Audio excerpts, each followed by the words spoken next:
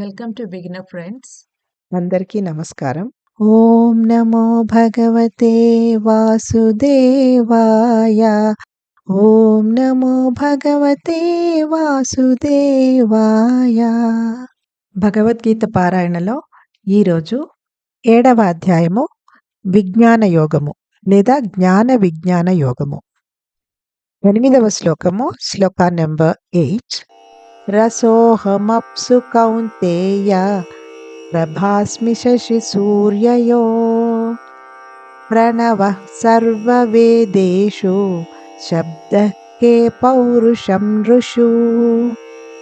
తాత్పర్యం: ఓ కుంతిపుత్రుడా, నీటి యందు రుచిని నేను మరియు సూర్యచంద్రుల యొక్క తేజస్సుని నేను, వేదములలో నేను పవిత్ర ఓంకారమును, ఆకాశములో శబ్దమును మరియు మనుష్యులలో వారి సామర్థ్యమును. తానే అన్నిటికీ మూలము మరియు ఆధారము అని చెప్పిన పిదప శ్రీకృష్ణుడు ఇప్పుడు తను చెప్పిన దానిలో ఉన్న యథార్థమును ఈ 4 శ్లోకాలలో చెప్తున్నాడు. శ్రీకృష్ణుడు తన శక్తి యొక్క సమస్త రూపాంతరాలలో తన ఉనికిని ప్రకటిస్తున్నాడు. అందుకే నీటి యందు ఉన్న రుచి తనే అంటున్నాడు. అది దాని ప్రత్యేక సహజ స్వభావము.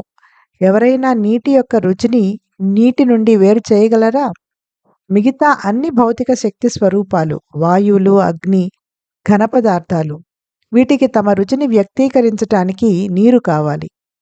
తేమ లేని నాలుకపై ఏదన్నా ఘన పదార్థమును పెట్టి ప్రయత్నించండి. ఎండిన నాలుకపై ఏ రుచి తెలియదు. కానీ ఘన పదార్థములు నోటిలోని లాలాజలములో కరిగినప్పుడు వాటి యొక్క రుచి నాలుకపైనున్న రసాంకరములకు తెలుస్తుంది. అదేవిధంగా ఆకాశమునకు శబ్దము వాహకములా పనిచేస్తుంది. శబ్దమే ఎన్నో రకాల భాషలుగా రూపాంతరం చెందుతుంది. మరియు శ్రీకృష్ణుడు తనే వీటన్నిటికీ మూలాధారం అని వివరిస్తున్నాడు. ఎందుకంటే ఆకాశంలో ఉండే శబ్దము తన శక్తి స్వరూపమే. ఇంకా తనే వేద మంత్రాలకు ముఖ్యమైన ఓంకారము అంటే ప్రణవము అని అంటున్నాడు. సమస్త మానవులలో వ్యక్తమయ్యే సామర్థ్యానికి కూడా శ్రీకృష్ణుడే మూలశక్తి. Meaning of this shloka is, O Arjuna, son of Kunti, I am the taste in water and the radiance of the sun and the moon. I am the sacred syllable Om in the Vedic mantras. I am the sound in ether and the ability in humans.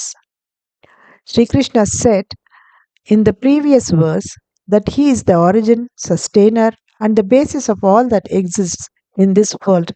Now he continues to explain it further in these 4 verses.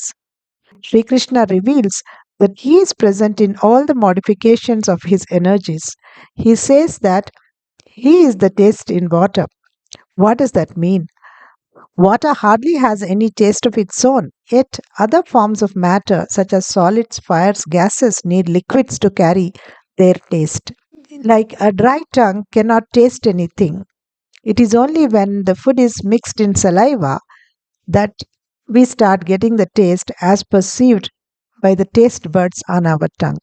After all, who can separate the taste of water from water? That is why Sri Krishna says that he is the taste in water. It is the intrinsic property of water to carry the taste of all substances. Without water, there will be no taste. In the same way, Akasha, that is the space, acts as the vehicle for sound. Different languages form due to sound modifications. Sri Krishna says he is the origin of it all, as the sound in space is his energy. He is the syllable Om, the most important sound in the Vedic mantras.